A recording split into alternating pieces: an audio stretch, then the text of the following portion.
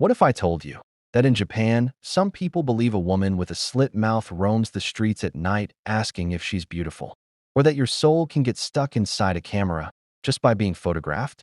These aren't scenes from a horror movie. They're real beliefs, deeply rooted in Japanese culture, folklore, and even modern life.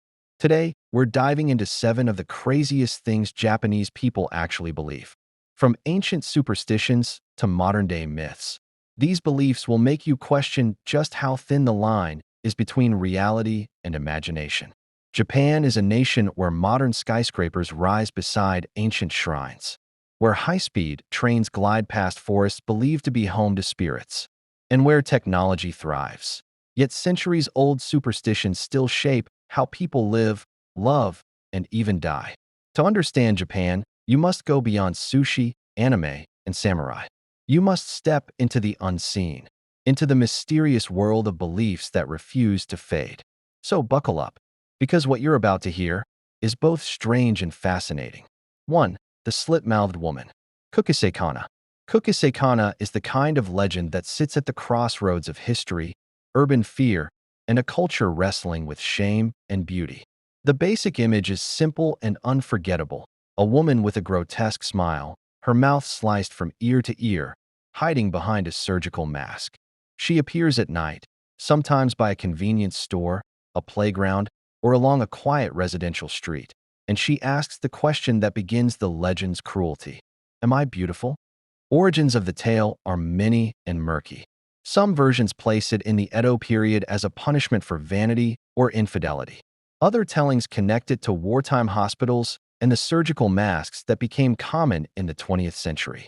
The mask itself is meaningful, a sign of illness, shame, or a wound someone cannot, or dares not, show. The fear is structured like a trap. The first answer is a test. Say no, and you are punished outright. Say yes, and the second, more horrific test follows. The removal of the mask to reveal the mutilation. From there, the victim must answer a second time, and whichever response they give may condemn them. Variants of the legend offer loopholes. Distract her with candy, answer with a counter-question, or challenge her with a riddle, which is what keeps the story alive across generations. It's terrifying, but it invites creative ways to survive. Why it persists. Kukiseikana plays on universal anxieties, fear of being judged for appearance, the fragility of safety in the night, and the unknown that waits in ordinary places.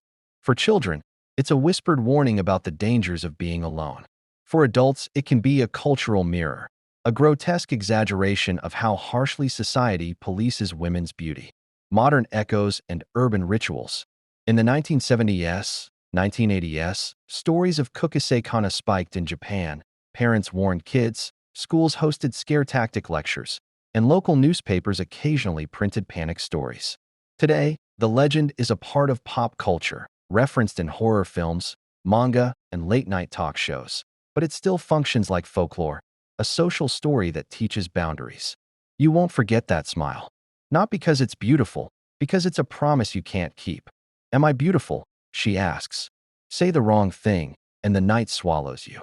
2. Spirits live inside everything. Animism/kami. Walk into any Shinto shrine, and you notice how the world is treated as alive. The rocks, the trees, the rivers, all are acknowledged as more than mere objects. They carry kami, presences that are not gods in the singular, omnipotent sense, but rather spirits, patterns of life, or sacred potentials.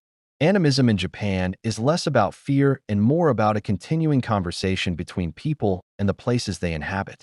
This worldview predates imported religions and long predates modern Japan. It's woven into seasonal rituals. When a farmer prays before planting, he is not simply asking for rain. He is negotiating with the spirit of the field. When an old tool is retired with a small ceremony, it's not superstition alone, it's gratitude. People personify natural features not because they lack empirical knowledge, but because acknowledging spiritual presence creates moral obligations. Do not take, do not desecrate, do not waste. Cultural practices rooted in animism. Matsuri, festivals communities gather to honor specific kami, carry makashi, portable shrines, through streets, and return offerings to natural features. Object funerals. Broken or retired objects, from dolls to tools, sometimes receive ceremonies, a ritual thank you before disposal. Domestic practices, small household shrines, seasons of cleansing, like O'Harry, and careful etiquette around sacred sites. Cleanliness in this sense is moral and spiritual. It's not just about dirt, but about readiness to receive a spirit. Why it matters today? Animism makes the ordinary feel sacred. It also helps explain why environmental reverence survives in a modern, technological society. The same culture that birthed robotics and bullet trains maintained ways of speaking to a mountain. This continuity is why many urban Japanese still feel discomfort when a derelict place gets demolished, or why old trees get protected amid development. In Japan, everything has a voice. A leaf can command respect. A stone can demand patience. To live here is to be in constant conversation with the world. 3. The cursed numbers, 4, sure, and 9, ku. Numbers carry weight in every culture. In Japan, two numbers carry a particularly heavy shadow, 4 and 9. The reasons are linguistic and psychological. The Japanese word for 4, sure, sounds identical to the word for death. 9, ku, sounds like suffering or agony. Linguistic coincidence is enough to give a number bad luck, and humans, being pattern seekers, begin to avoid patterns they don't like. This avoidance is practical and visible. Many hospitals and hotels skip room numbers with 4 or 9. Gifts in sets of 4 are taboo at funerals. In some neighborhoods, people avoid scheduling important events on the 4th day of the month.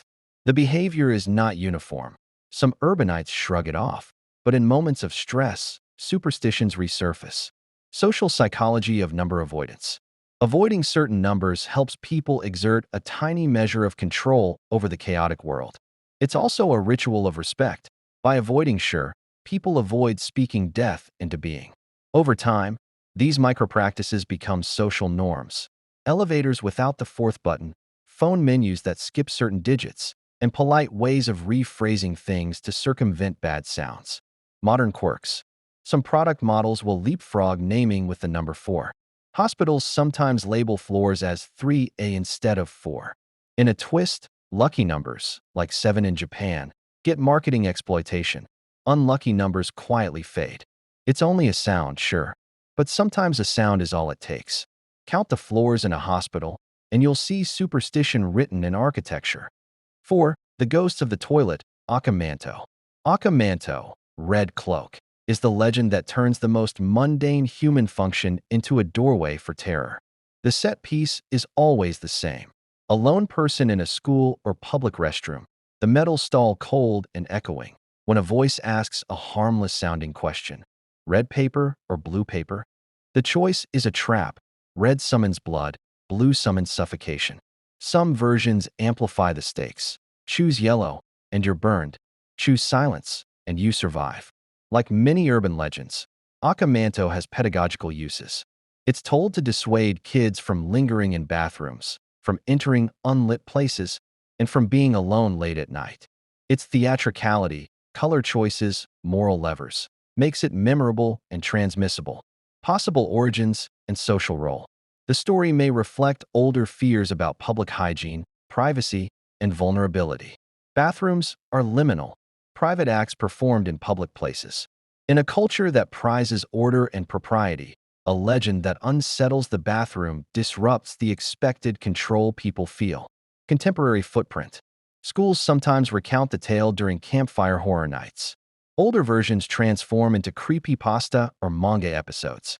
For young listeners, the legend is a test of courage. For parents, it's a handy warning about caution. You think you're safe behind metal and tile. But what if the voice is the only thing in that stall that isn't human? 5. The fox spirits, kitsune. Kitsune are shapeshifters, tricksters, and guardians, all at once.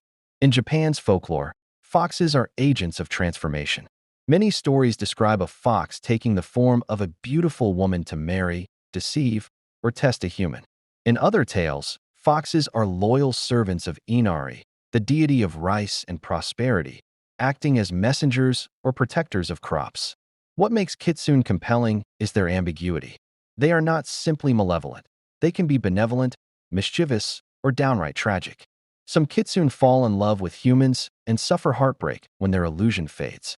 Others protect a household, bringing small fortunes in gratitude. Rituals and symbols. Fox statues guard Inari shrines across Japan. Offerings of rice and sake signal respect in an attempt to appease or ally with these spirits. In countryside customs, leaving out food for foxes was as much about appeasing pests as it was about honoring the unknown. Kitsune in modern culture. From kabuki plays to anime, kitsune remain a potent symbol, the liminal, the seductive, the wise trickster. In contemporary Japan, kitsune stories are remixed into everything from horror tales to romantic dramas, a cultural meme that adapts to new storytelling mediums. She appears at the edge of the rice field, in the halo of a lantern. Is she a woman? Is she a fox? In Japan, sometimes the answer is both. 6. The soul-trapping camera. When cameras first became common, they carried an anxiety that makes modern people smile, the fear that a photograph could steal a piece of your soul. This idea is not unique to Japan.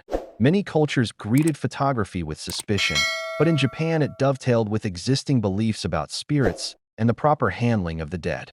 A photograph can be a marker of memory and identity. It can also be a dangerous tether. People worried that an image could hold a ghost or allow the dead's presence to cling to the living. Rituals arose to mitigate this danger. Prayers before photographing a funeral, special treatment for images of the dead, and reluctance to place certain portraits in the living room. The intersection of tech and superstition. This belief shows how quickly new technology finds its place within ancient frameworks. Cameras did not erase spiritual language, they were folded into it. The anxiety is not about lenses but about agency, what it means to capture, possess, and exhibit the living. Modern residue. Many Japanese still exercise caution with funeral photos. Some families choose not to display images of a deceased relative prominently. Meanwhile, pop culture exploits the trope with possessed photos and haunted albums, updating the fear for new media. Some think a camera only freezes a moment. Others think it reaches into the moment and takes a piece of you home. 7. The Curse of the Doll, Okiku-san. In a small temple on Hokkaido stands a doll, perfectly formed, dressed, and cared for, but with hair that grows. Okiku-san is the name most commonly attached to such legends, though similar stories appear elsewhere. The narrative typically involves a cherished doll owned by a child who dies. Later, caretakers notice the doll's hair lengthening as if alive. The phenomenon defies easy explanation. Some suggest that the hair is replaced by caretakers out of ritual. Others posit natural accretions of mold or human hair over time. Scientists who have examined such dolls sometimes find human hair attached to the doll in inexplicable ways. But the record is sparse and often filtered through local tradition and the temple's desire to protect a relic. Why it matters culturally. Dolls occupy a space between object and person in Japanese culture. They are given names, dressed carefully, and sometimes treated like extensions of a child's spirit. The Okiku story maps the boundary between grief and comfort. If a doll continues to change, it becomes both a relic and a reminder that the person once loved persists in odd, intimate ways. Pilgrimage and offerings. Okiku-type dolls draw visitors, offerings, and prayers. People bring hair oil, little items, or simple coins. The dolls become focal points for communal mourning or curiosity, physical touchpoints in a transient world.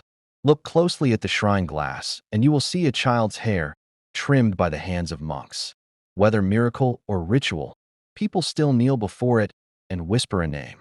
These beliefs are strange to outsiders and intimately familiar to insiders. They're stories that teach, soothe, threaten, and explain. They are the threads that stitch the modern to the ancient, the scientific to the sacred.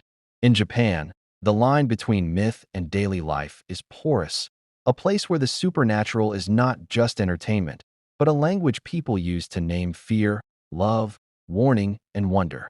Every culture tells stories to make sense of its shadows. In Japan, those shadows still move. Listen carefully, they're still talking. Japan's mysteries are endless. Each legend, each superstition, a window into the nation's soul. But these 7 beliefs are just the beginning.